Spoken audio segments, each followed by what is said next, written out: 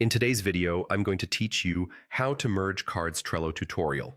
5 minutes. First, open Trello and sign into your account. Once you're in, head to the board where your cards live. This is where we'll enable the tool that makes merging possible. On the board, look for the Power-Ups menu. It's typically near the top of the board. Open that, then choose Add Power-Ups to browse the directory.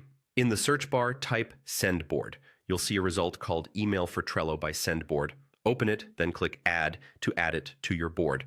Trello will prompt you to authorize the connection so the power-up can work with your board.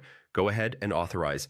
This is required so the merge feature can run properly. If you don't see the option to add or authorize, you may need board admin permission, so check with your workspace owner. With the power-up installed, open one of the cards you want to be the master card, the card you'll merge everything into. Inside the card, look for the Send Board section in the right-hand menu or in the Power-Up area. Click it and choose the Merge Card option. If you don't see the Send Board menu here, make sure the email for Trello Power-Up is enabled on this specific board and that you added it successfully. A quick but important note, merging requires an email contact to be associated with the card. If the card doesn't have an email contact, you won't be able to proceed. Add that first if needed, then return to the Merge option.